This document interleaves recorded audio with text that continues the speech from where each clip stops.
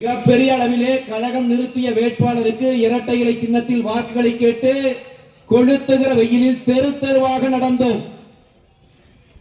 ஒட்டுமொத்த தமிழ்நாட்டில் வெற்றி வாய்ப்பு கொஞ்சம் தள்ளி போய்விட்டாலும் கூட இத்தனை அலை அடித்த நேரத்திலும் 47 தொகுதிகளை தட்டி தூக்கியது இரட்டை இலை.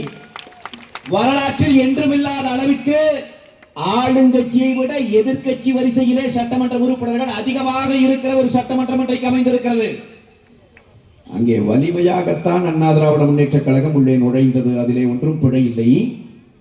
ஆனால் இந்த தொண்டர்கள் இவ்வளவு சிரமப்பட்டு, எனக்கு முன்னால் அக்கா சொல்லி பேசினாங்க பாருங்க, 100 ஆண்டு ஆனாலும், நான் மறைந்த பிறகு 100 ஆண்டு ஆனாலும் இந்த கழகம் இருக்கும் என்று சொன்ன அந்த தாயினுடைய அந்த வரிகளுக்காக, அந்த சிந்தனைக்காக, அந்த தாயினுடைய அந்த உழைப்பிற்காக நாங்கள் களத்திலே நின்று போராடி வென்று கொடுத்த சட்டமன்ற உறுப்பினர் பதவியை கட்சியினுடைய தலைமையினுடைய எந்த ஆலோசனையும் இல்லாமல் சும்மா போய் மரகதம் குமரவேல் அவர்கள் ராஜினாமா பண்ணிட்டு போயிருக்கிறாங்க.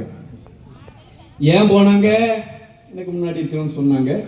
நானும் ஊர்லலாம் பேசுகிற போது மக்கள் பொதுவாக சொல்லுகிறார்கள், பெட்டி வாங்கி கொண்டு ராஜினாமா பண்ணியிருக்கிறார்கள், மீண்டும் அவர்கள் தாவேகா மூலமாக வேட்பாளராக வருவார்கள் என்று சொல்லி.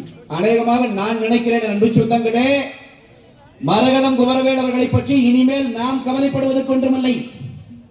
இத்தனை காலம் வெற்றி பெற வைத்த நம்முடைய மாவட்ட கழக செயலாளர் ஆறுமுகம் அவர்களை, நம்முடைய நாடாளுமன்ற உறுப்பினர் தனபால் அவர்களை, நம்முடைய புரட்சி தமிழர் பொதுச் செயலாளர் எடப்பாடியார் அவர்களையே இவ்வளவு மோசமாக பேசிவிட்டு போயிருக்கிற மரகதம் குமரவேல் இன்னும் ஒரு வெற்றியை கூட தராத தமிழக வெற்றி கழகத்தின் மாவட்ட செயலாளர் எல்லாம் என்ன பாடுபடுத்துவாரோ என்று நினைத்து பார்த்தால் அண்ணன் ஆறுமுகம் அவர்கள் எல்லாம் தப்பித்துக் கொண்டார். பாவம், யார் பெற்ற பிள்ளையோ அவன் மாட்டிக்கொண்டான்.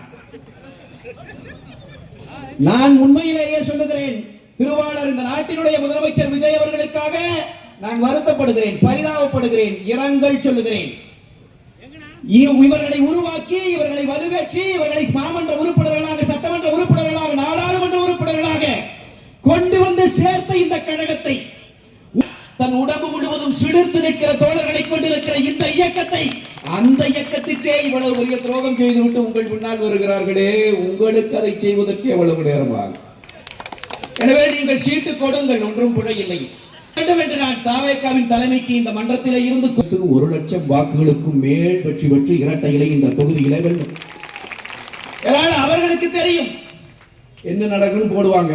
இப்ப இவங்க போனதை பத்தி நாம ஒன்றும் பெருசா, அக்கா கூட எல்லாம் சொன்னாங்க, உண்மைதான், அவங்க எல்லாம் கூடயே பழகினவங்க, அவங்களுக்கு எல்லாம் அந்த கோபம் இருக்கு. நாள் கணக்கில் தங்கி மீண்டும் மதுராந்தகத்தில் பிரச்சாரம் பண்ணுகிற வாய்ப்பை அவரே உருவாக்கி கொடுத்திருக்கிறார்.